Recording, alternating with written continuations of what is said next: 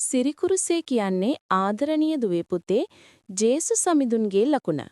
දුවේ පුතේ සිරිකුරුසේ කියන්නේ අපේ විශ්වාසයේ ලකුණ වගේම ජේසු සමිඳුන් අපට ගෙනාපු ජයග්‍රහණයේ ලකුණයි. අපි මේ ලකුණ අඳින්නේ අතින්. ඒකෙන් අපි වැදගත් දේවල් දෙකක් මතක් කරනවා.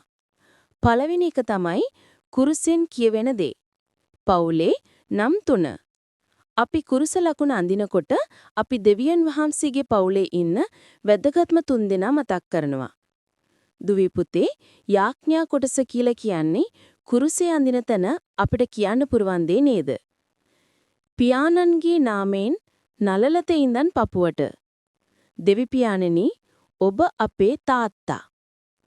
පුත්‍රයාණන්ගේ නාමයෙන් පපුවේ ඉඳන් උඩට. ජේසුනි ඔබ අපේ හොඳම යාළුවා. ශුද්ධාත්මයාණන්ගේ නාමයෙන් වම් උරහිසේ ඉඳන් දකුණු උරහිසට. ශුද්ධාත්මයාණනි ඔබ අපේ බලයයි. ආමේන්. අත්තල එකතු කර. දෙවනි එක තමයි අපි සිරිකුරසේ අඳින්නේ කවදද? විශේෂ අවස්ථා. අපි මේ ලස්සන සිරිකුරස ලකුණ අඳින්නේ ජේසු සමිඳුන් අපිත් එක්ක ඉන්නවා කියලා මතක් කරන්නයි. උදේට නැගිට්ටාම ජේසුනි අද දවස මට ආශිර්වාද කරන්න. රාත්‍රියට නිදා ගන්න කලින් ජේසුනි අද දවසට ස්තුතියි. මා ආරක්ෂා කරන්න. කෑම කන්න කලින් ජේසුනි අපේ කෑමට ආශිර්වාද කරන්න. දෙව් මෙන්දරට අතිලි වෙනකොට ජේසුනි මම ඔබගේ ගෙදරට ආවා. අපිට බයක් දැනෙනකොට ජේසුනි මා ශක්තිමත් කරන්න. සරල ක්‍රියාකාරකමක් දරුවන්ට තේරුම් කර දීමට. ගුරුවරයා හෝ මව හෝ පියා.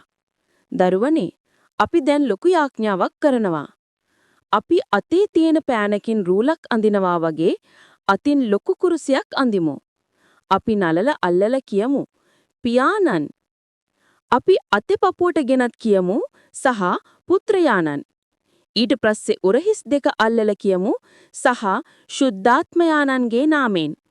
මේක කරනකොට අපේ මුළු ශරීරයේම යාඥාවක් වෙනවා වගේ තේරුණා නේද?